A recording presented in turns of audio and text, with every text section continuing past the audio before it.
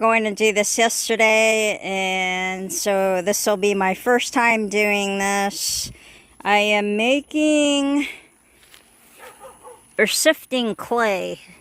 This is dirt. Our soil is mostly clay, I believe. So here's a section I got. I'm gonna sift it. Here we go. Okay.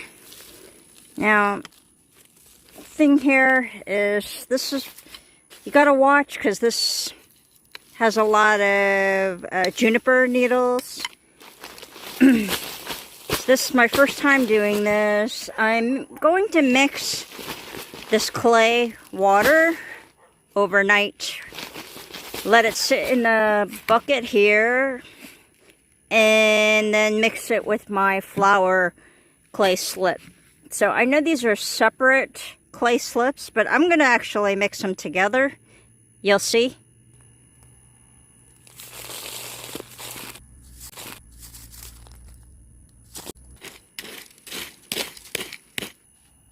Okay, there.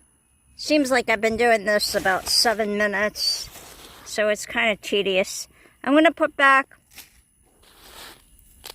these needles on the side. This colander actually works better, I think, than the big sifter I have. Someone gave that to me, the bigger one, for this kind of work. But those holes are really big, so if you want a finer sift, just to get finer netting, you can get some kind of mesh over and put it on the screen. So this worked out because it's just a little bit. I'm just afraid I'm gonna give growth. These junipers, there was enough pile where junipers are over the mound.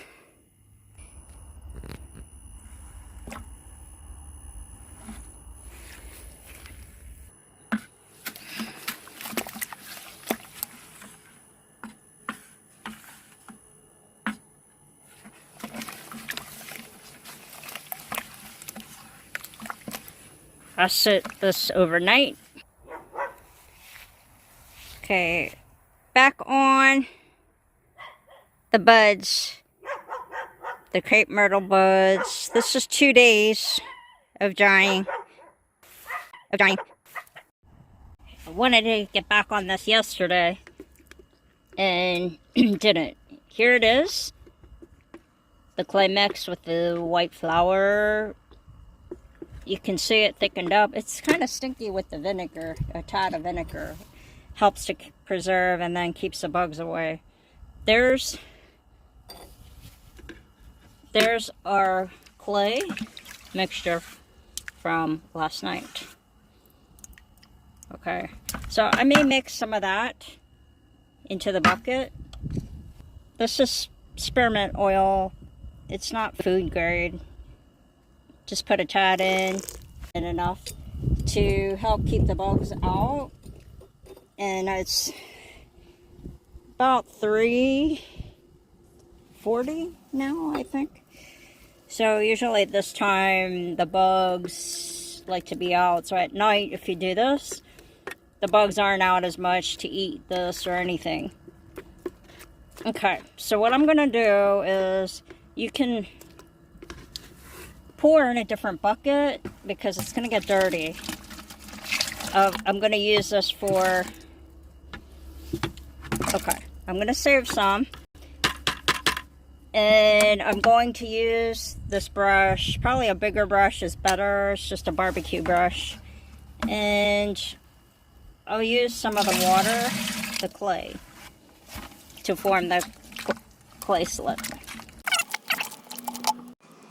of the salad. Excuse me, the dirt, because it's mostly clay here.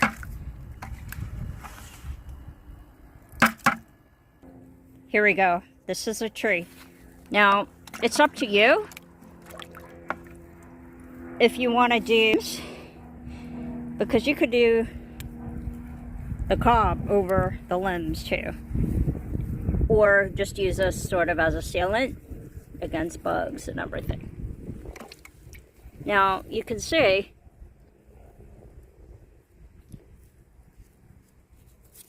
See the sprouts? So it's kind of vast around it. And I'm gonna do it like even into here, the cob. But I tried to make these sort of even because it's just gonna be more cob if I have to match the height. The peppermint oil, again, the bugs do not like the smell. So I have many more trees, but you can do this for any shoot-offs. My mistake was waiting too long between pruning the shoot-offs, and it was weeks. Then it grew back. So when you do this a lot time for yourself, a couple days is good because they do grow fast. And then if you have rain, early morning, early evenings, best to do this. It's too hot. I've got some things to do today. That's why I'm doing this now. See, this is really good to do also in the fall or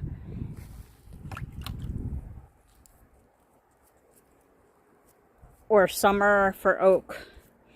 Otherwise that's when you get oak wilt. The Japanese beetles come. Supposedly they can smell it from like 3 miles out on the bleed of the cuts. So I may do this with the cob. Either do it first or do it last on these prunes. That way, I'll see if it'll help from them coming back, because I don't like when this bush is out. So the less maintenance, the better. And it seems like every year I have to prune a couple times a season, and it's just getting to be too much. But yeah, if you do the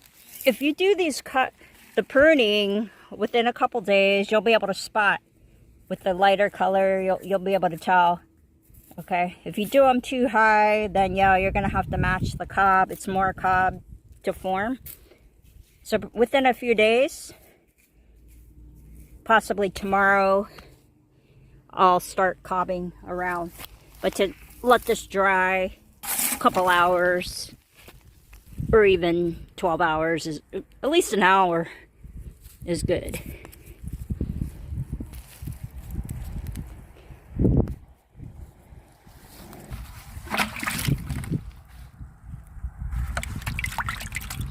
Okay. So this is why it's good to have the fresh cuts, because then you can see when they're lighter which ones that you did.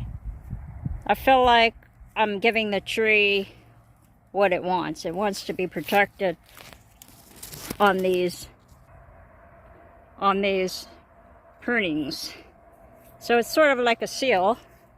And if you want to put the bucket underneath, you can, to have less waste. It doesn't hurt the tree at all to have it run. And then figure to do this before rain.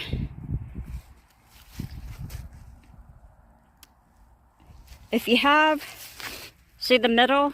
If you have the growth here, of course leave that, because they'll converge around the cob.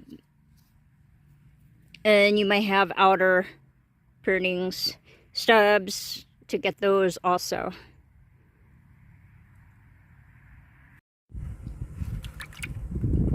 Okay. This clay slip, again, is for those of you that have not done this, it's so the cob adheres better.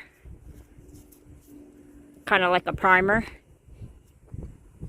And I noticed on another tree that had fire ants, the fire ants don't seem to like the peppermint oil.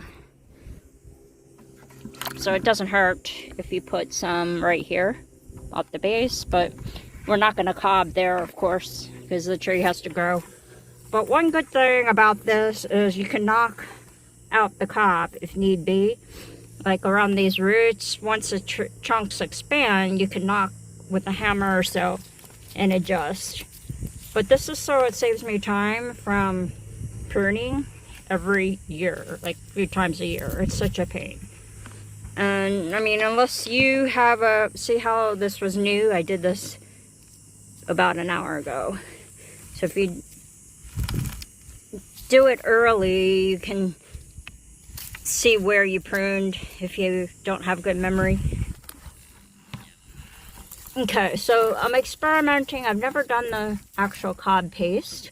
Whoa, there's a scorpion. So, baby scorpion.